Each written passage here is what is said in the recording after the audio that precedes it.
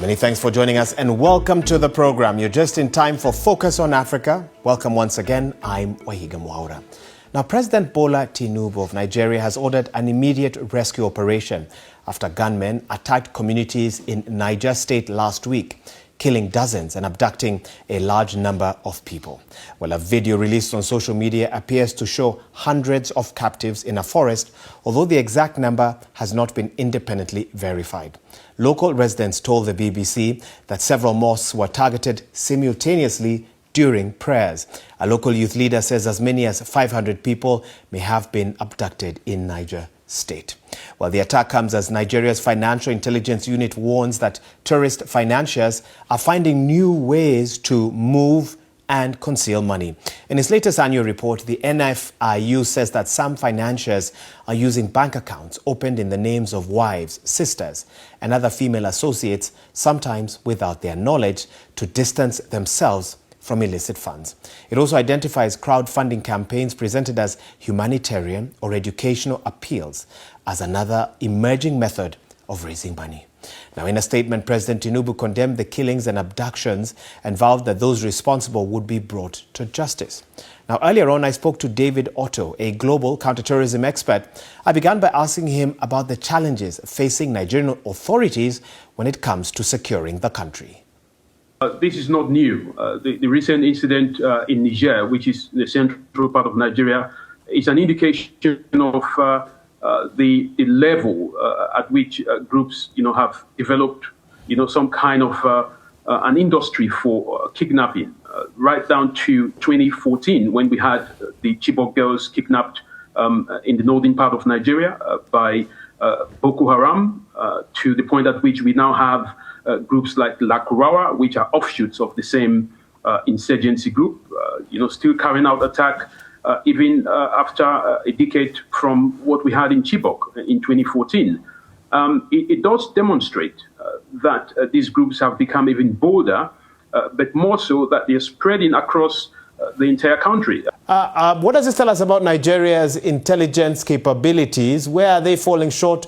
What needs to be done to prevent such attacks or such incidents before they actually happen? It first of all tells us that there is a lot of counterintelligence which is being carried out by these groups. Meaning that they do have intelligence in terms of where the state security forces are stationed. They ensure that they get away with mass kidnapping, which is something which is quite difficult to do. But it also tells us, from the other side that, the government still lacks the threat capability and assessment tools to be able to detect, but also to prevent these mass kidnappings from happening. And it goes to the recent declaration by the Nigerian President, Bola Ahmed Tinubu, that Nigeria needs to have a national threat assessment, which, for a country of that nature is supposed to have had that a long time ago. And this national threat assessment is meant to detect the level of threats within Nigeria, but also within the 36 states. Because people then question the efficiency of Nigeria's security operations in responding to localized threats, which has been the case with some of these kidnappings. This is not just about the current administration, since from the Jonathan era, President Goodluck Jonathan up to the President Buhari's era and President Tinubu's area, this massive kidnapping cuts across the country. We're not just talking about kidnapping. We still have the existence of Boko Haram, its what faction within the country. We still have the crisis in the southern part of the country with the secessionist groups still operating within that region. Bandits are operating within the central part of the country. We still have communal clashes. So there are enormous amounts of threats that Nigeria has to deal with, and hence, perhaps the requirement for a national, a threat assessment. How long might it take? What will it take to bring the abducted citizens back and to hold those responsible accountable? Well, the Nigerian government has introduced a policy of not paying ransom. The challenge, I have to say, is that once a group has succeeded to kidnap massive amount of people, it becomes almost impossible.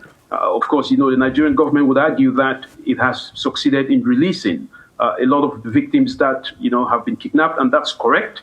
But at the cost of the trauma that these victims face, at the cost of some families going forward to pay ransom, at the cost of people, children refusing to go to school, parents hesitating to send their children to school because of fear of being kidnapped.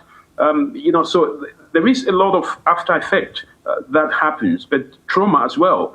So even when victims are being released, through organized government operations, it still does not demonstrate the proactive nature of preventing these kidnappings from happening. And this is where the biggest challenge is.